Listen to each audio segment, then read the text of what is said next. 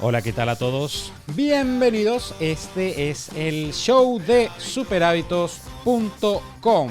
Y decime, ¿te cuesta encontrar el equilibrio entre el trabajo, tu vida personal y familiar? ¿Te pasa que en algunos momentos sentís que es imposible lograr todas las cosas que te propones? ¿Te gustaría saber cómo construir una rutina que te permita tener el foco y energía que necesitas en cada área de tu vida para lograr tus objetivos?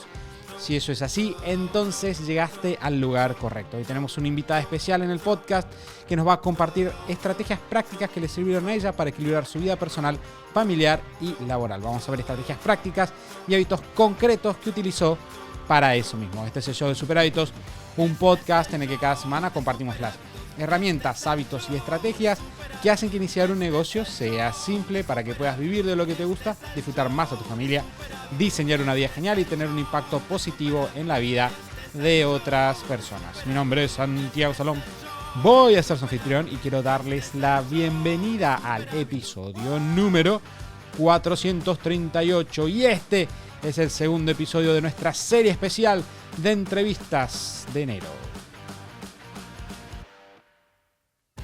Hace un par de años le preguntamos a miembros de la comunidad qué les gustaría escuchar en el podcast y una respuesta que surgió varias veces fue: nos gustaría que hagan entrevistas en profundidad para conocer a cada uno de los miembros de Super Hábitos. Hicimos eso por primera vez en enero de 2020 y desde entonces cada año estos episodios son los favoritos de la comunidad, así que de a poco se ha ido convirtiendo en una tradición de cada enero. La idea de estas entrevistas es tener un momento más uno a uno en el que puedan hacernos preguntas personales a Lu, Mati o a mí. Las últimas semanas estuvimos reuniendo preguntas de la comunidad específicas para Lu en Instagram y hoy vamos a obtener las respuestas. A lo largo del año que pasó, Lu logró equilibrar un rol como mamá de una niña de un año, cómo mantener su rol coordinando un equipo de más de 15 personas de Super Hábitos sin dejar de cuidarse a nivel personal. Hoy Mati la va a entrevistar utilizando las preguntas de la comunidad para descubrir cómo es que logró eso y qué tips podemos aprovechar para lograr lo mismo. Así que si estás buscando herramientas para equilibrar las diferentes áreas de la vida y organizarte mejor, es momento de empezar a tomar notas. Espero que disfruten de la entrevista y los dejo con Mati para que comience con la charla de hoy.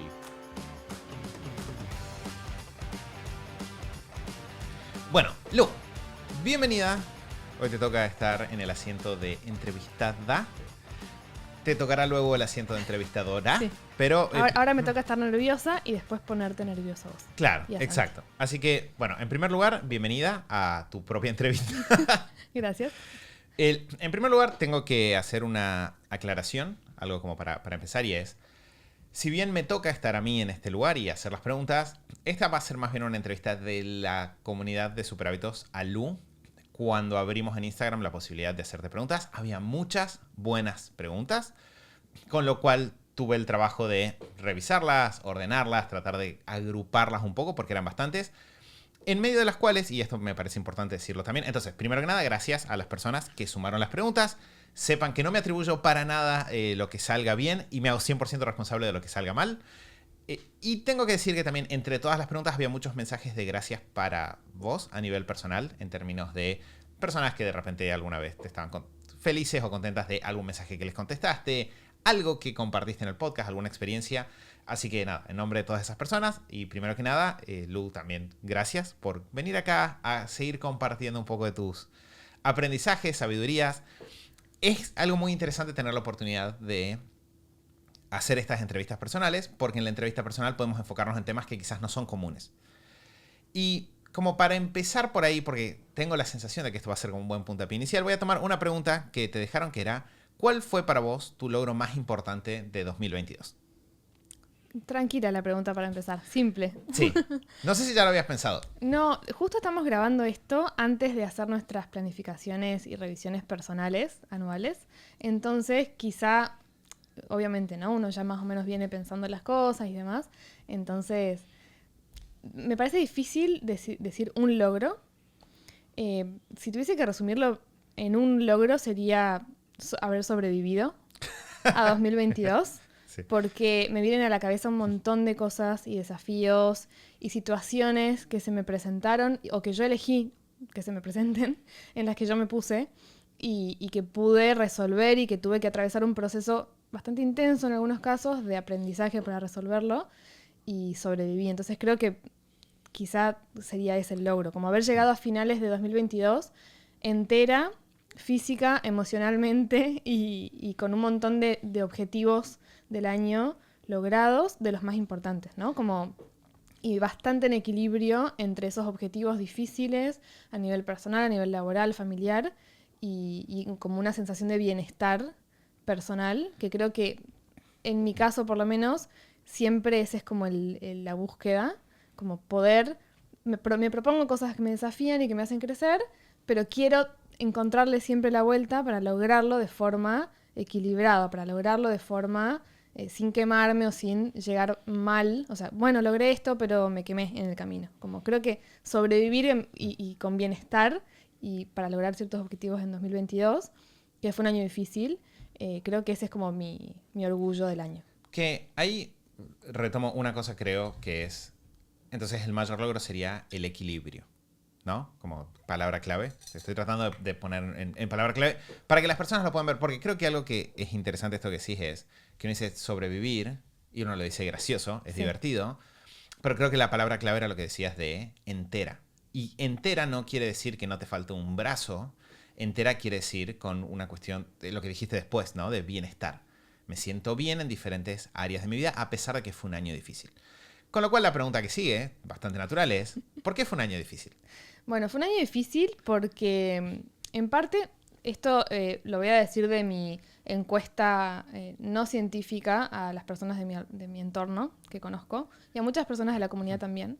Fue un año difícil en general, como año post pandemia creo que tiene como una carga en cuanto a que uno tiene que reacomodarse en un montón de cosas. El otro día conversábamos con Mati de un montón de habilidades quizá que uno perdió por estar tanto tiempo en menos contacto con personas, nos desacostumbramos a cosas, entonces a nivel emocional también se empezó a hablar un montón, ¿no? Como del tema de salud mental y la necesidad de muchas veces las personas de trabajar temas relacionados a salud mental, a las emociones y demás. Entonces fue un año, creo yo, en general, como ya con una carga energética y con una carga de procesos que todos teníamos que hacer, desafiante. Entonces ya de por sí empezó de esa manera. Además, fue un año en el cual nosotros decidimos mudarnos de país.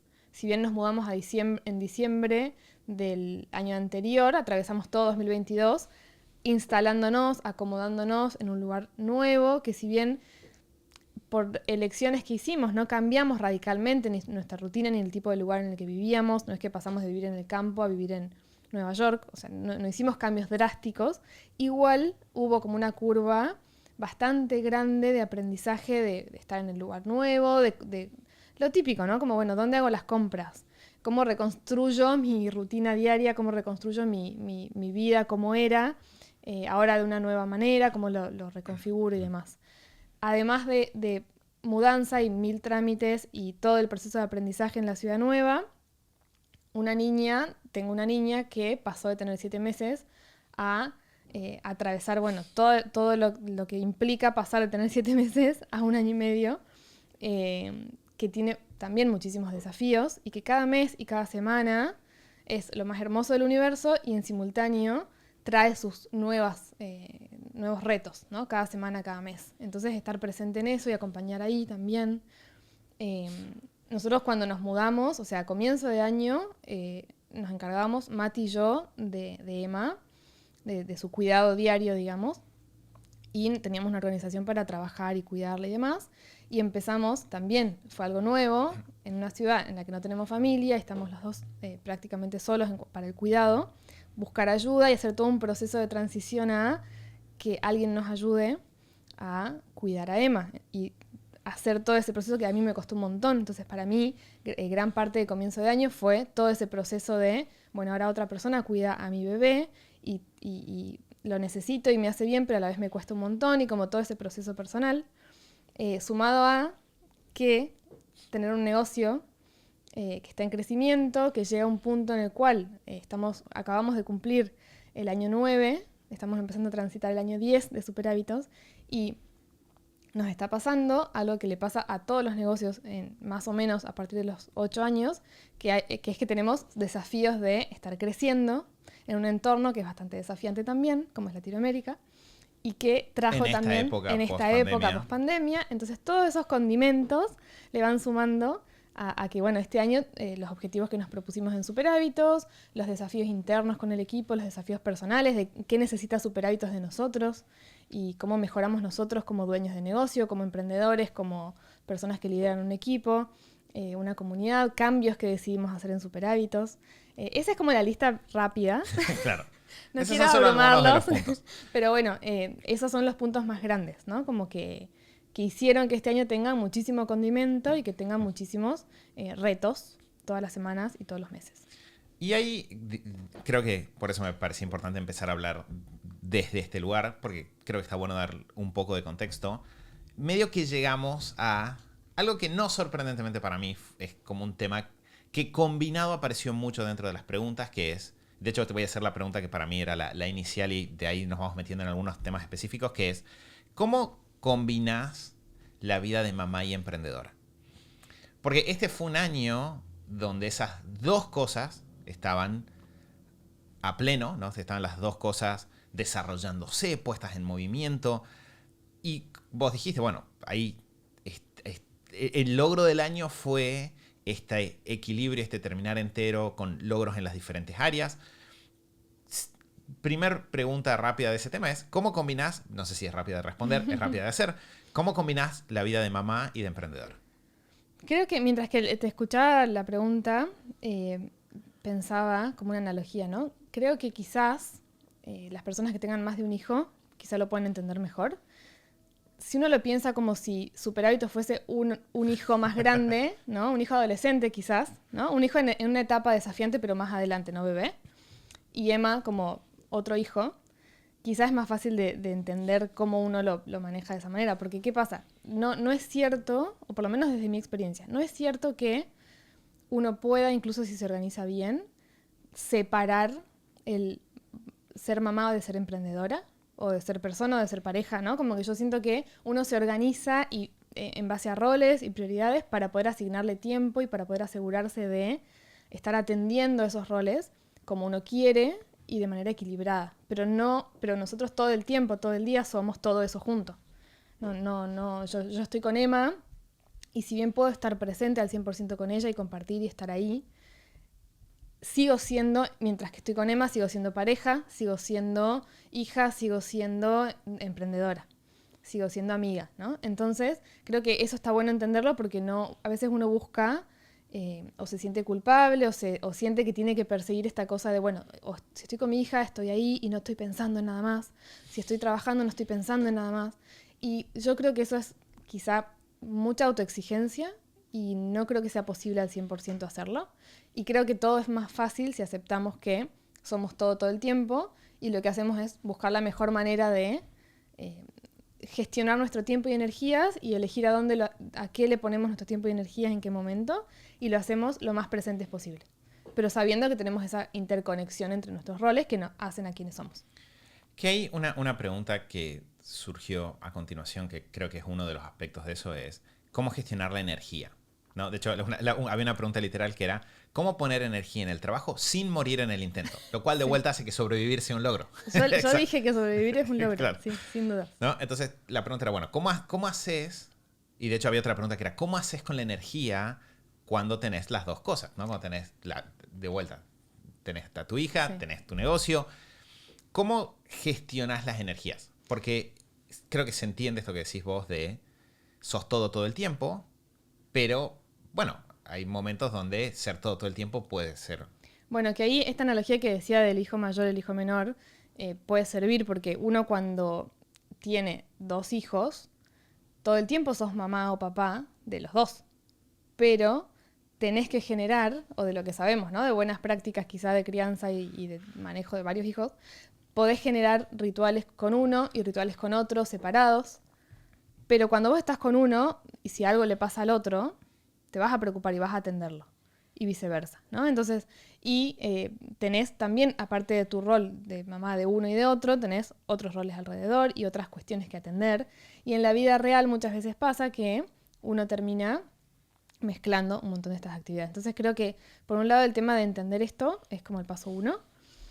Y después, a mí algo que me sirvió mucho es liberarme de cosas que veía ahí afuera, o otros modelos de familia, otros modelos de mamás y otros modelos de emprendedoras, madres, ¿no? Porque eso también uno puede, a mí por lo menos, que a veces busco mucho las respuestas o le doy muchas vueltas, analizo mucho las cosas.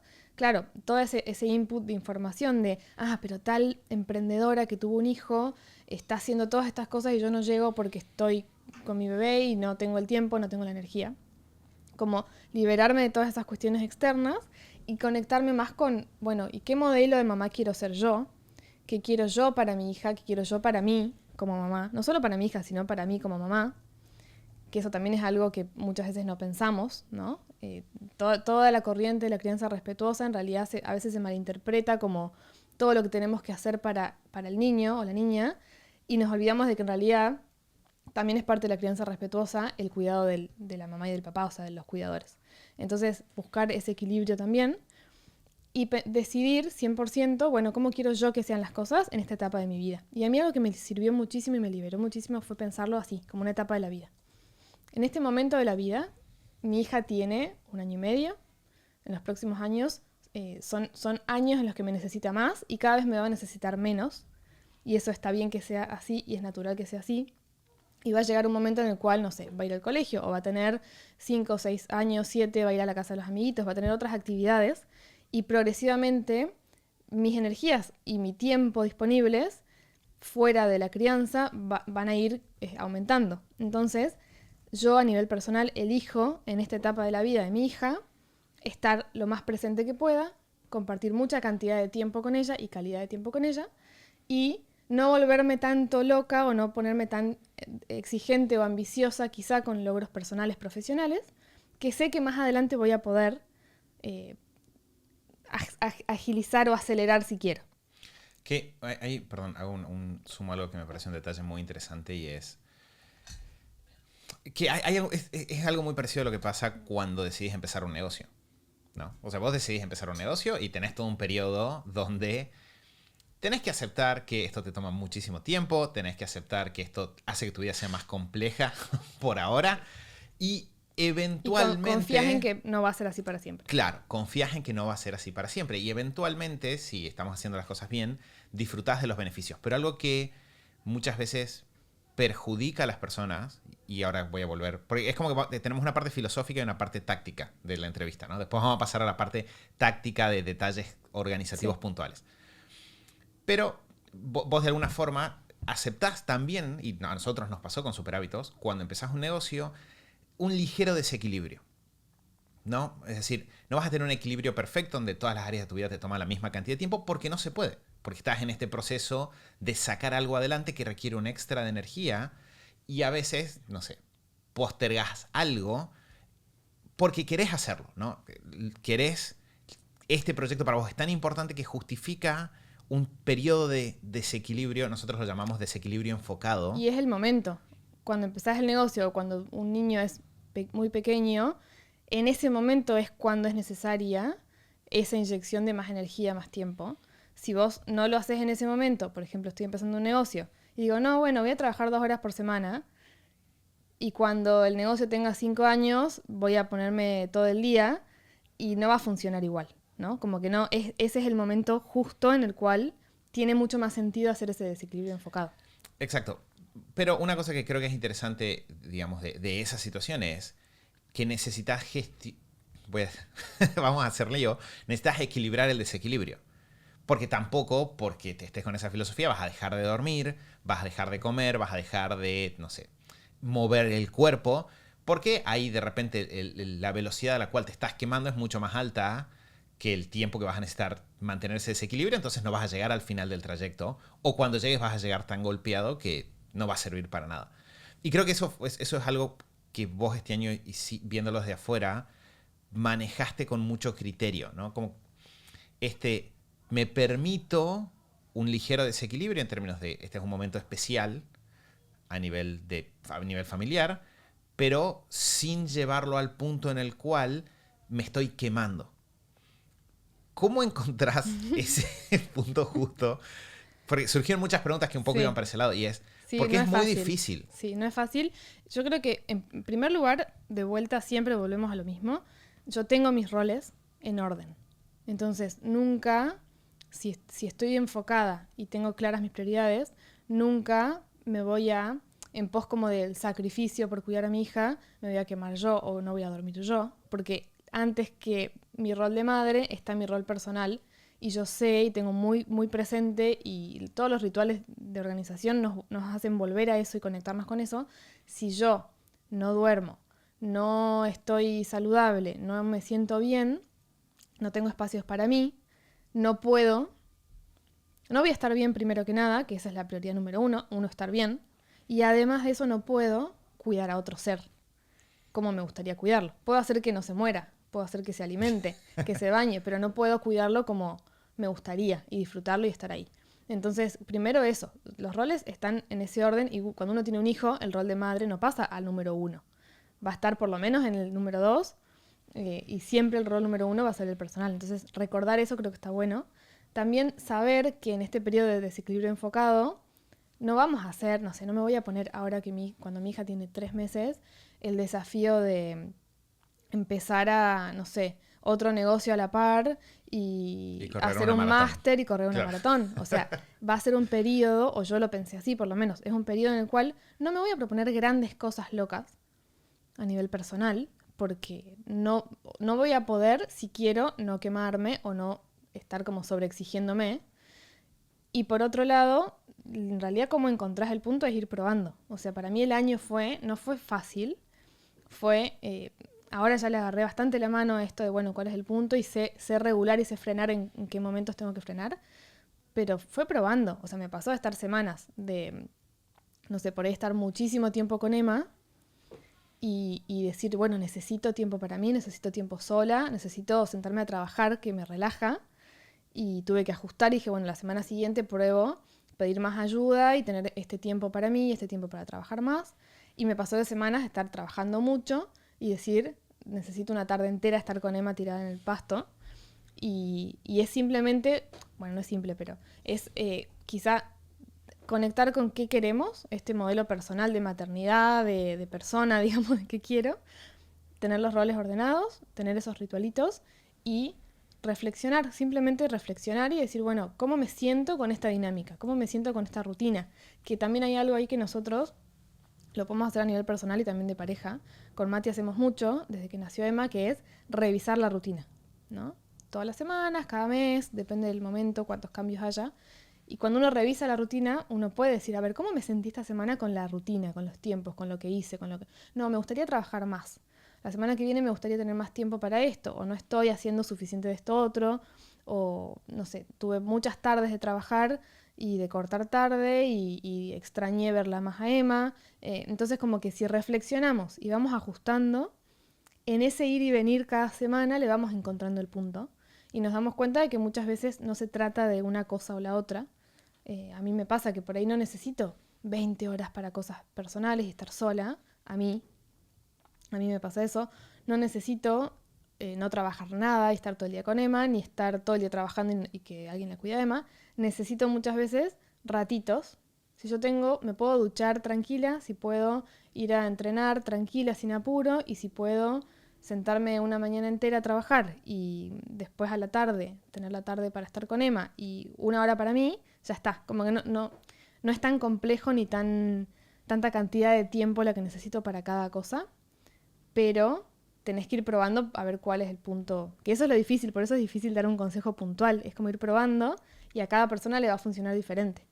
Y hay que ir viendo cómo te sentís en el momento. Yo antes pensaba que iba a estar 24 horas con Emma y va pasando el tiempo y me doy cuenta de que me hace muy bien no estar 24 horas con Emma. Me hace muy bien tener ese tiempo para mí, me hace muy bien tener ese tiempo para trabajar porque lo disfruto, porque te estimula otras cosas, ¿no? Personales, laborales. Entonces, pero es ir probando, como probar, reflexionar. Que es interesante porque me acuerdo un momento del año donde tuvimos una conversación Y vos estabas en justo, porque es interesante lo que Lu dijo es probar y reflexionar. Si yo pruebo muchas cosas, pero no tengo la instancia de reflexión, nunca obtengo la ganancia de la prueba. Siempre es pruebo, reflexiono, saco conclusiones. Con esa conclusión hago una nueva prueba, reflexiono, saco conclusiones, y ahí de a poco es que voy encontrando ese equilibrio fino que es muy personal. Y me acuerdo en un momento del año que estabas con esto de quizás no es lo ideal estar todo el día con Emma, y lo estabas viendo desde dos lados. Lo estabas viendo desde tu lado, desde quizás a mí me hace bien tener un rato tranquila, me hace bien, me relaja trabajar, que es una frase graciosa de decir o que muchas personas la escucharían y se reirían. Pero por otro lado también me dijiste, también creo que quizás a Emma le hace bien tener tiempo con otras personas. Y recuerdo que fue un momento de quiebre en el año porque fue como un momento de empezar a mirar con ojos diferentes el proceso, por ejemplo, de que alguien esté con Emma un rato. Fue pasar de verlo como, esto es lo que hago cuando yo no puedo. Estoy abandonando a mi hija. A un momento, casi diría de construcción de medio de comunidad sinérgico de, a ver, ¿qué otras cosas necesita Emma que de repente con otras personas las va a encontrar, las puede tener? Y cómo equilibramos lo que encuentra cuando está conmigo, con lo que encuentra cuando está con otras personas en un punto justo. Pero de vuelta, fue esa reflexión que fue algo muy específico, que te tomó un tiempo llegar a ponerlo en palabras, fue un claro ejemplo de un salto. Porque a partir de ahí un montón de fichas se reacomodaron con ese cambio. Incluso también la mirada de la parte laboral, que por ahí hay muchas preguntas sobre eso, porque es lo que por ahí nos preocupa como mamás. Esta idea suena exagerado, pero uno a veces lo siente así, como estoy abandonando a mi hija por irme a trabajar. Y la verdad es que yo también tuve en ese proceso pensando mucho en el tema de, o lo pienso muy seguido, ¿no? Como el tema de qué ejemplo, qué imagen le estoy dando a mi hija, porque ya sabemos que los modelos que tenemos nos marcan un montón, ¿no? Los modelos para los varones de hombres, para las mujeres de mamá, de mujeres. Y qué ejemplo quiero ser o qué modelo quiero mostrarle a mi hija. Y quizá antes lo veía como negativo. No, bueno, si me ve trabajando mucho, eso es malo. Y de repente ahora lo resignifiqué y pienso, qué lindo que mi hija vea, tenga un modelo a seguir de una mujer que trabaja, que le gusta lo que hace, que es, no sé, emprendedora, independiente, que puede manejar, ¿no? Como todas las cosas lindas que el trabajar como trabajamos nosotros le va a dar a ella de modelo de ejemplo. Y qué lindo que recuerde que había semanas en las que mamá trabajaba mucho por cosas importantes, y qué lindo el trabajo que hacía mamá, y había semanas en las cuales mamá podía tomarse todas las tardes y hacíamos cosas divertidas. Y como que, o sea, conectar con eso, de vuelta, ¿no? Como yo soy Lu mamá, soy Lu emprendedora, y soy todo eso junto, entonces no puedo separarlo y decir, bueno, voy a ser una mamá de película y después voy a trabajar, o sea, está todo junto, y como que también es en parte es amigarse con lo que uno es y lo que uno quiere ser, las elecciones que uno toma. Y prefiero elegir, o sea, darle ese ejemplo y disfrutarlo, y que me vea que disfruto de trabajar y no sentirme culpable por trabajar y que ella esté haciendo otras cosas. Y yo sé que ella está bien, porque nada, y como que todo se acomoda, pero es eso, es como hacer ese proceso de reflexión, de elecciones personales, y a partir de ahí es ir probando.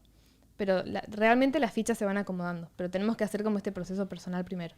Sí, y claramente la base es el sistema de organización que te va a llevar a hacer las pruebas y a reflexionar y ponerse en palabras y hacer ajustes. Voy a la siguiente pregunta.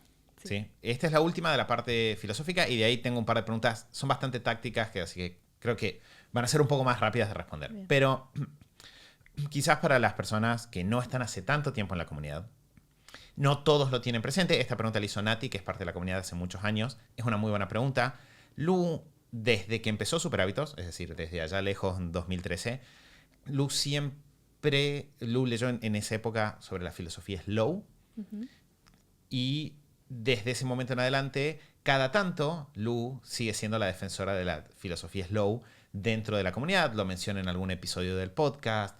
¿No? Sí, de vuelta, si vuelven hacia atrás, es como una constante a lo largo de los años. De hecho, dentro del equipo sos la que más sabe de ese tema, la que más leyó. Y Nati dejó una pregunta que me pareció muy interesante, que es ¿cómo evolucionó tu visión de lo slow con la maternidad y con tener un negocio más grande. Porque es verdad, muchas de las reflexiones vinieron en una época en la que Superhábitos era algo más chico.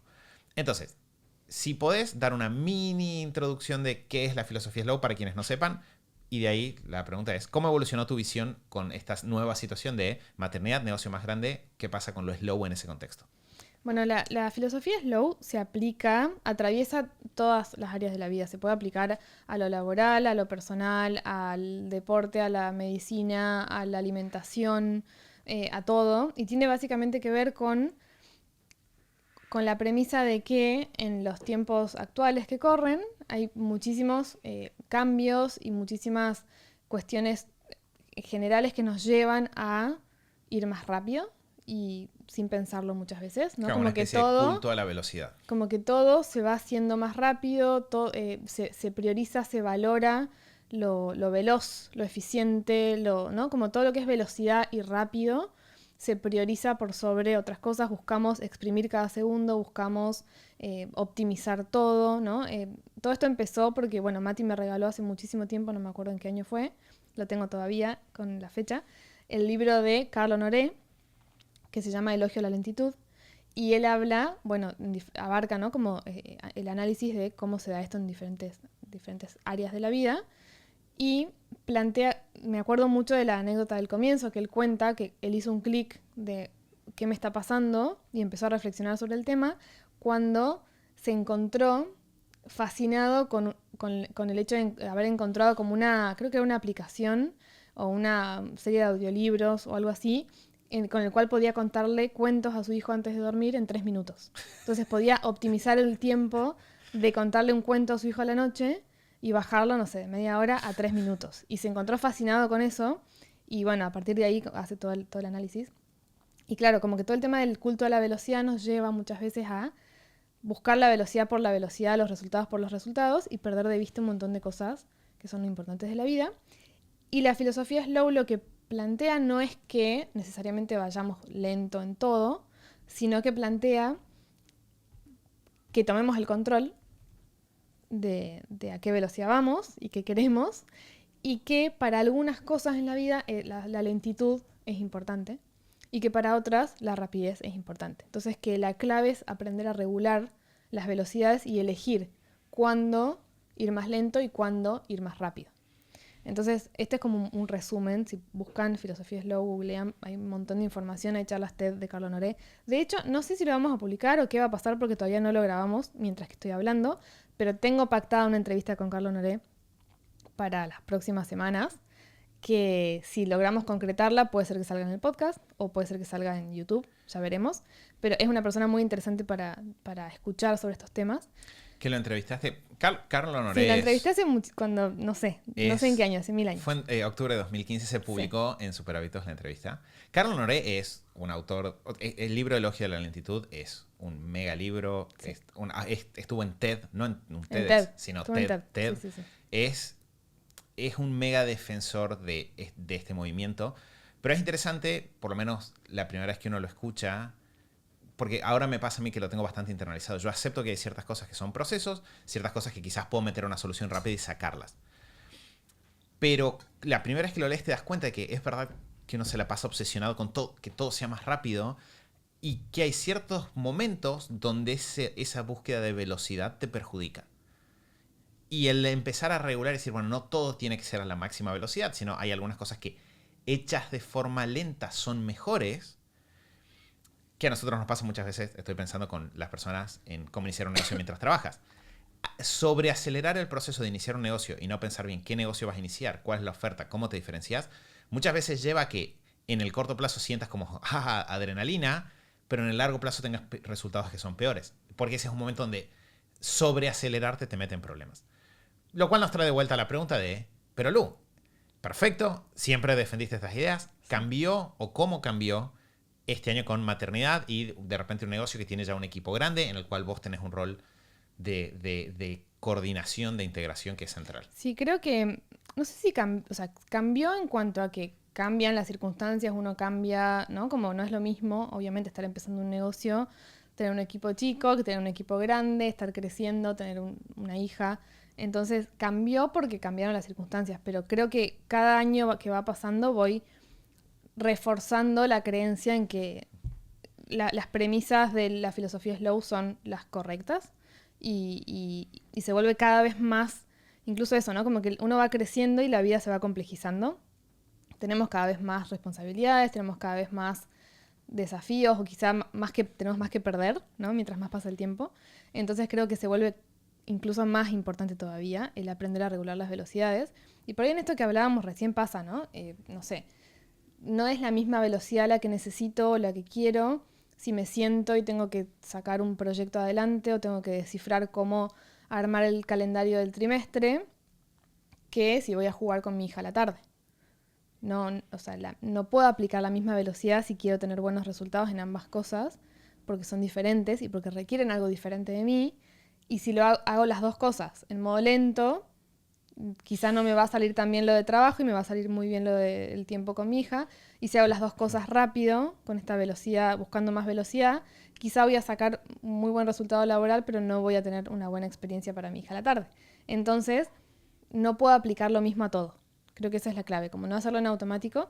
Y sí creo que estar atentos a esto con cada vez más desafíos en la vida es súper importante. También me pasa que, no sé, no es lo mismo sentarnos a tomar decisiones o sentarme a organizar muchos proyectos en simultáneo, que mi cerebro se pone en modo velocidad y como que empieza a funcionar más rápido y eso está bueno, tengo que usarlo y aprovecharlo, pero no voy a estar con la misma velocidad si hago una reunión con un miembro del equipo y quiero conversar sobre un tema, quiero ver cómo está, o quiero conversar sobre un tema personal, o quiero revisar, ¿no? Ciertos temas con esta persona y escucharlo y juntar sus ideas. No puedo estar en la misma velocidad en los dos casos porque no voy a hacer un buen trabajo. Y así pasa constantemente. Entonces creo que también parte de aplicar esto a la vida tiene que ver con aceptar que está bien ponernos en modo, porque si no uno empieza con esto de filosofía slow y quiere como estar a morir pasto del día. Y no se trata de eso, ¿no? No se trata de ir flotando por la vida y como, no, bueno, espera que termine esta tarea en 3 semanas y recién... No, sino se trata de amigarnos con... Tengo la posibilidad de activar el acelerador y meterle turbo a esto y sacarlo. Y eso me divierte, ¿no? Que como emprendedores tenemos eso, tenemos ese lado. Pero sé que puedo regular la velocidad cuando necesito ir más lento y cuando lo amerita. Entonces ahí también es ir balanceando. Que creo que es uno de los secretos.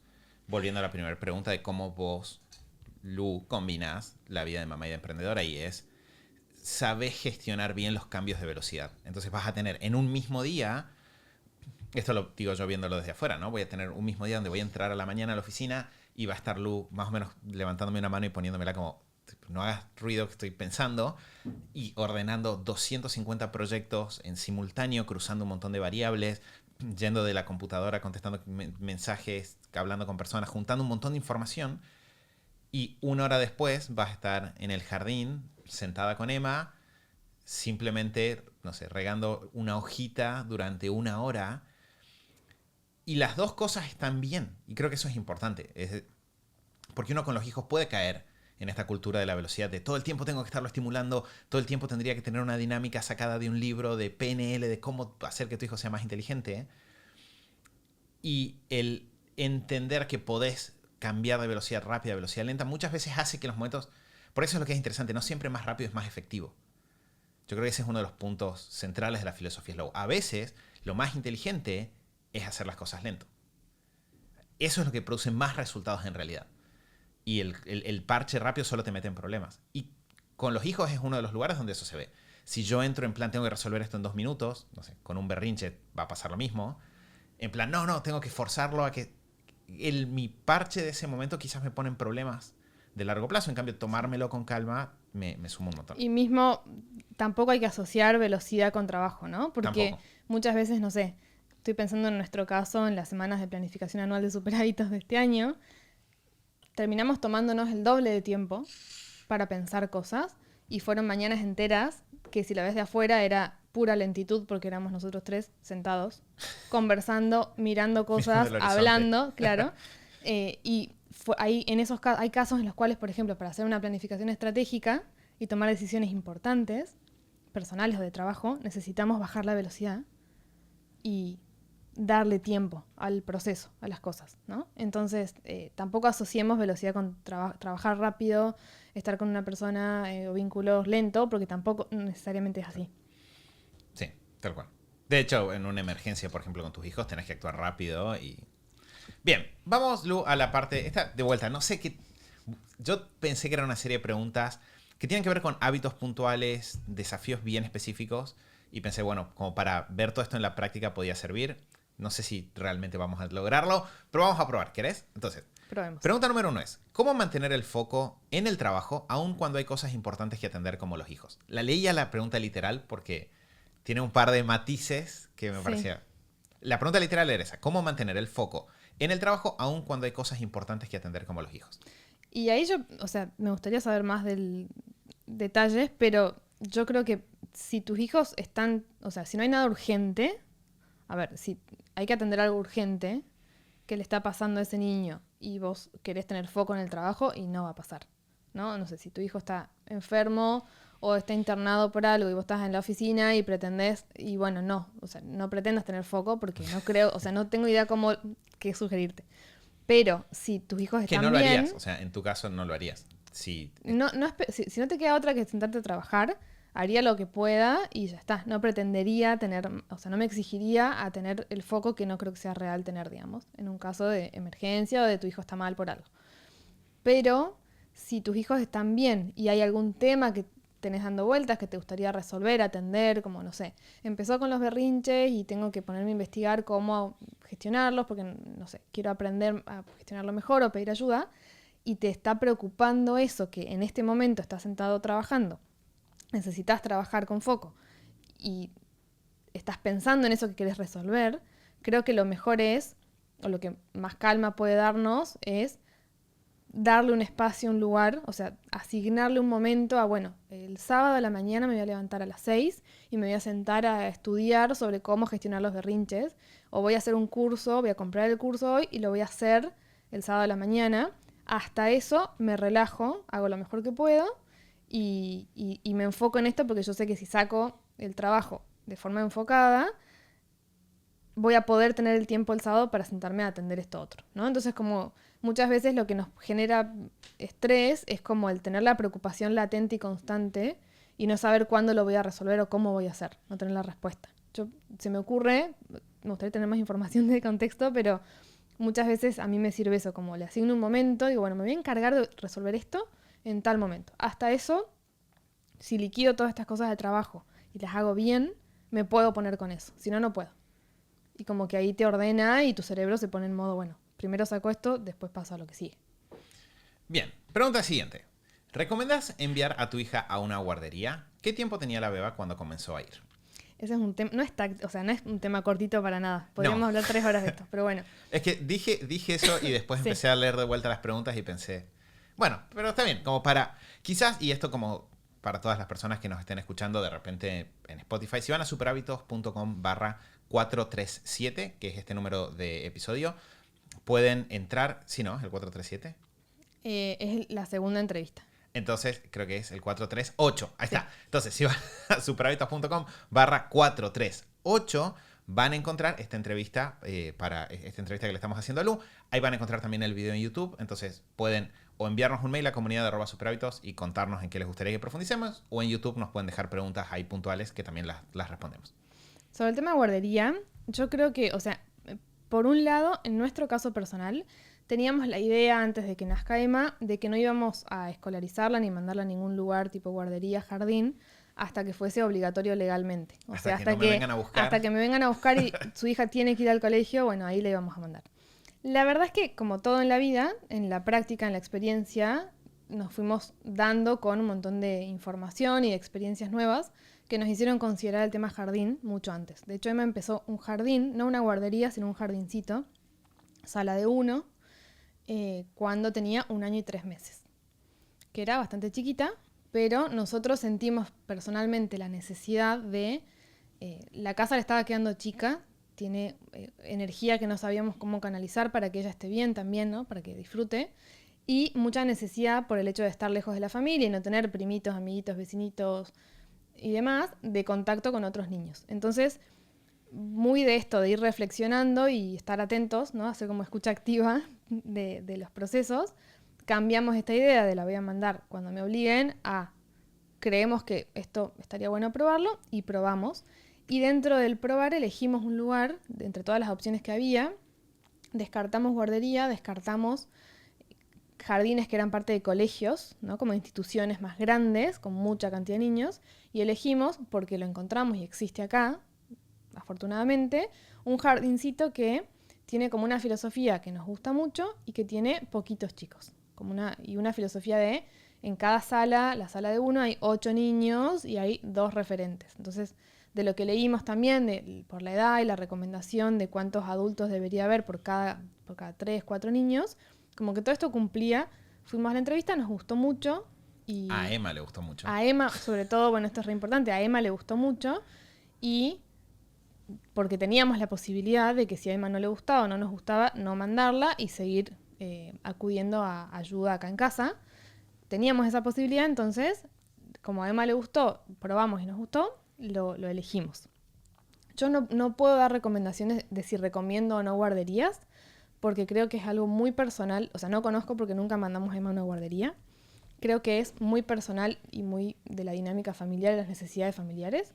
Si hay una necesidad de cuidado, yo creo que es una buena opción si podemos encontrar un lugar que sea así como no muy masivo, que tengan algunas cuestiones de filosofía de crianza, que por ejemplo en este lugar para nosotros la alimentación saludable es muy importante, entonces en este lugar uno de los pilares fundamentales es la alimentación saludable, entonces también nos gustó eso. Entonces es difícil porque cada familia es un universo, pero creo que si necesitas ayuda con el cuidado de tu hijo o hija, hay un lugar que es amoroso, amigable y que coincide con tus valores, las cosas que vos querés. Y no tenés otras posibilidades que te parezcan mejores, no creo que sea una mala idea una guardería. Conozco muchas personas que tienen buenas experiencias y creo que está bueno. Y muchas veces quizás es mejor si tenemos que irnos de casa. En nuestro caso nosotros trabajamos en casa.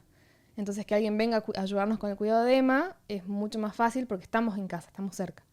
Si yo tuviese que irme de casa todo el día a trabajar a una oficina, a otro lugar, y dejar a alguien con mi hija sola en casa, quizá no me animaría y preferiría llevarla a un lugar en el que haya más personas y demás. Entonces, de vuelta, creo que es como muy de escucha activa, de dinámica familiar, de elecciones personales, y creo que como todo en la vida y más en la maternidad y paternidad, como que no hay una respuesta correcta, es que le funciona mejor a la familia, digamos.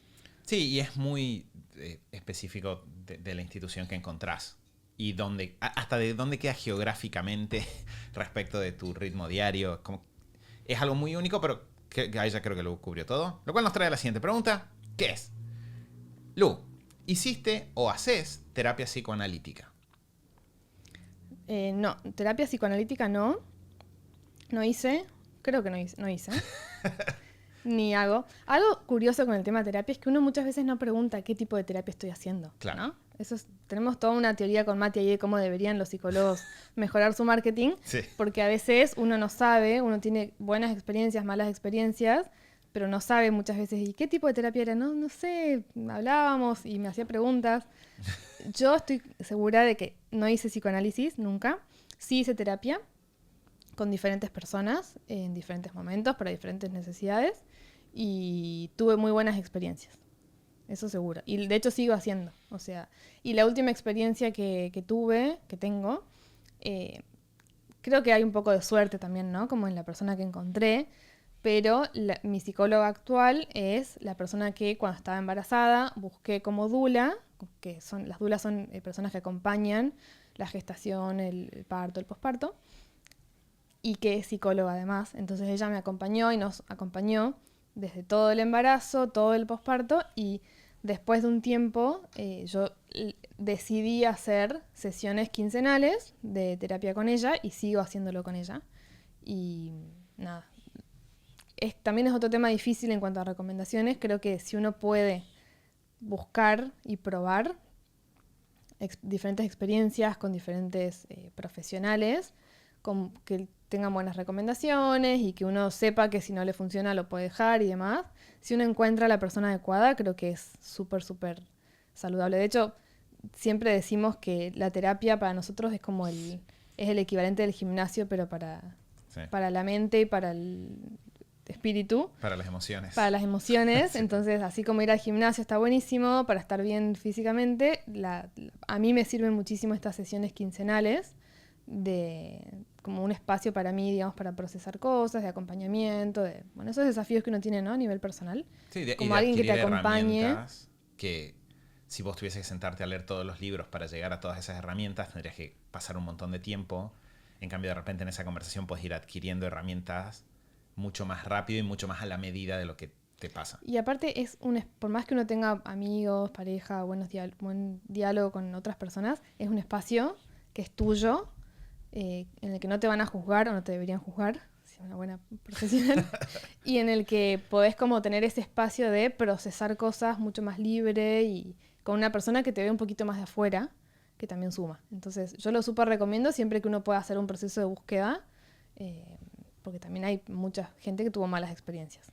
Sí. Que es interesante porque entra dentro de vuelta de la respuesta del comienzo, herramientas para tener un buen año y bueno, de repente tener un sistema para entrenar, tener una persona con la que conversar cada 15 días. Bueno, estas sesiones las pacté, ya sabía que este año se venía desafiante y dije necesito asegurarme ese espacio de autocuidado emocional y no es semanal porque no hace falta, pero en mi caso, pero lo sostuve todo el año y me acompañó y me ayudó a todos estos ajustes y estas mejoras.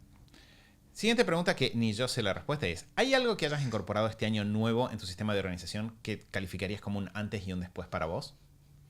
No, la verdad es que como sabía que iba a ser un año muy desafiante, lo que hice fue simplificar, mantener como el núcleo, las bases como más simples y más en los hábitos, la organización y demás, como volver a las bases. Como no incorporé nada nuevo ni loco y tampoco me lo propuse.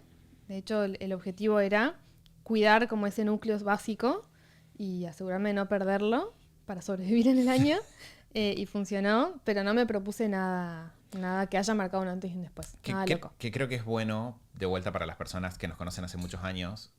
Estos años han sido mucho de confirmar sí, efectivamente, este núcleo de herramientas que ya nos venía acompañando, lo pones a prueba en situaciones más exigentes y más exigentes y más exigentes, y siguen siendo las mismas, y siguen respondiendo igual, y siguen siendo la respuesta ahí a los problemas. Que creo que está bueno pensarlo así porque, no sé, en el año, los momentos más difíciles, lo que más usé para tomar decisiones fue la misión, por ejemplo.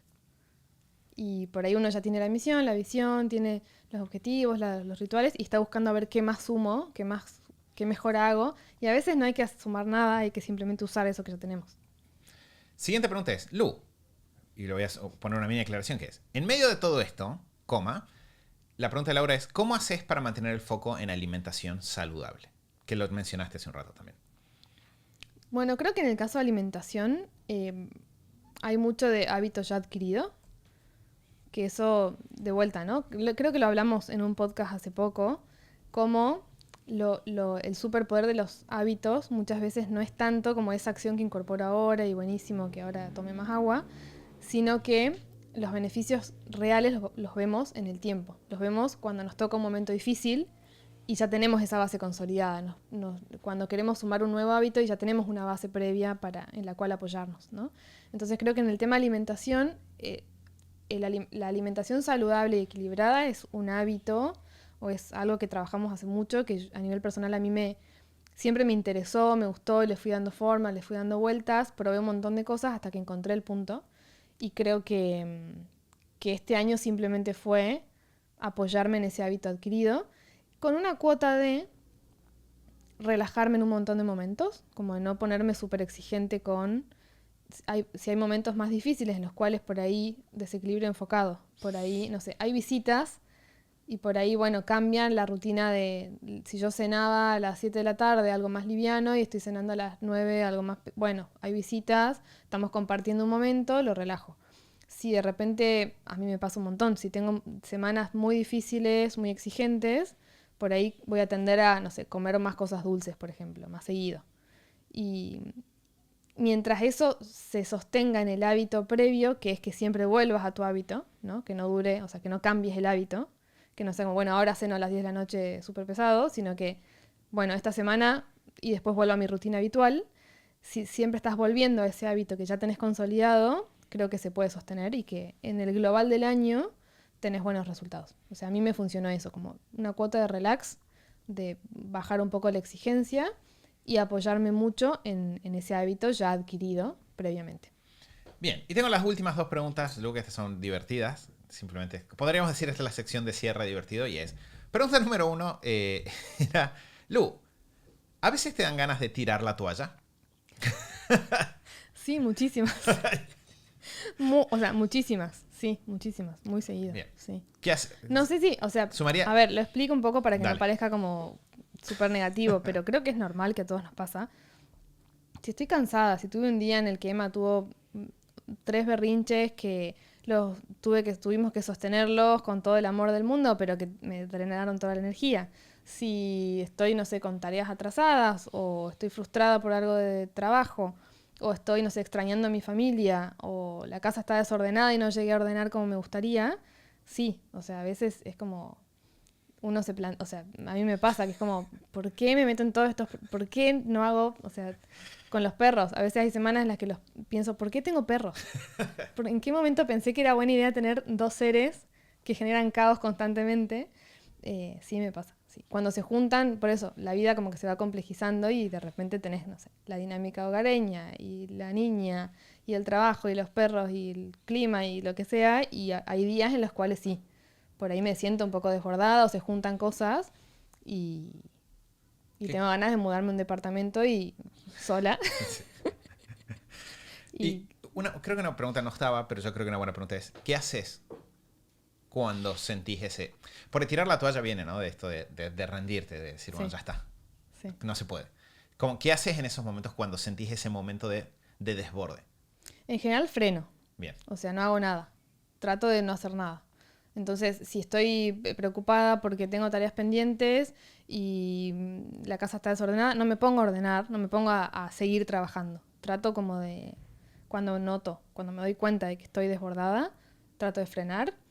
Normalmente hacer algo como para resetear, no sé, darme una ducha un rato largo, obviamente pedir ayuda, ¿no? Por ahí te digo a vos, estoy un poco estresada, necesito un poco de aire y el pedir ayuda también porque a veces hay cosas que no se pueden, no puedo dejar todo irme a caminar y dejar todo abandonado, pero pedir ayuda y hacer alguna actividad, alguna acción, aunque sea chiquita, de cortar y resetear. Y lo siguiente que me sirve es reorganizarme, o sea, sentarme y decir, bueno, a ver, ¿qué es todo lo que me preocupa? Tiro todo, escribo todo en una hoja y empiezo a tomar decisiones. Escribo todo en una hoja y hago una lista de 20 cosas que me preocupan. Bueno, cosa 1, ¿qué voy a hacer con esto? No puedo hacer nada, bueno, listo. Tipo, olvídatelo. Cosa 2, ¿qué voy a hacer con esto? La casa está desordenada. Bueno, voy a empezar a ordenar 5 minutos a la mañana todos los días hasta que esté ordenado. Cosa 3, y así como que voy tomando decisiones de qué hacer con cada cosa que me preocupa, lo pongo en palabras, pero primero tengo que frenar, si no, no funciona. Y después vuelvo a querer no tirar la toalla. Perfecto. Y la última pregunta es, no sé cuál va a ser la respuesta, pero ¿cuál es tu lugar favorito en el mundo? Qué difícil. Qué difícil. Sí, qué difícil. Mi lugar favorito en todo del mundo que conozco, ¿no? Claramente, porque creo que, o sea, tengo 3 respuestas posibles. A ver. Una es muy como si me dijeras, tenés que elegir un lugar para vivir hasta que te mueras y no puedes moverte de ahí nunca más. Creo que elegiría San Lorenzo, Bien. en Salta. Donde vivimos ahora me gusta mucho y en mi visión está como estar en este lugar mucho tiempo y está el efecto, digamos, el elemento mar y playa que me gusta mucho. Entonces, en este momento de la vida, mi lugar favorito es este. Bien. Es donde quiero estar, donde estoy. Y después, había pensado otro. Bueno, y después si me dijeras como un lugar así como fantasía, ¿no? Más fantasioso, de si me viviera ahí una temporada o lo que sea, pienso como algún pueblito de Italia. Como que me entusiasma mucho. Pero creo que la respuesta real es si pudiese tener todo lo que uno quiere en un solo lugar, creo que sería San Lorenzo. Bien, perfecto. Sí. Bueno, Lu, hemos llegado al final de las preguntas. ¿Te gustaron las preguntas? Para mí había muy buenas preguntas. Muy buenas preguntas. Sí. Muy divertidas. Bueno, para todas las personas que nos dejaron las preguntas, muchas gracias. Para quienes nos escucharon, muchas gracias también por acompañarnos hasta acá. Lu, especialmente gracias a vos por compartir tantos detalles personales de un año difícil, desafiante.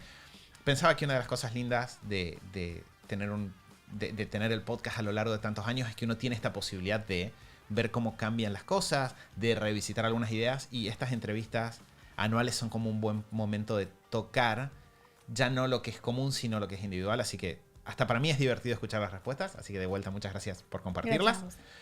Para todos los links a las cosas que Lu fue mencionando quedan en superhábitos.com/437. Si tienen preguntas, nos las pueden dejar en YouTube, youtube.com/superhábitos. Esperamos que les haya gustado mucho, que lo hayan disfrutado. Les mandamos un abrazo grande y nos vamos a ver la semana que viene en el siguiente episodio del show de Superhábitos. Chau, chau.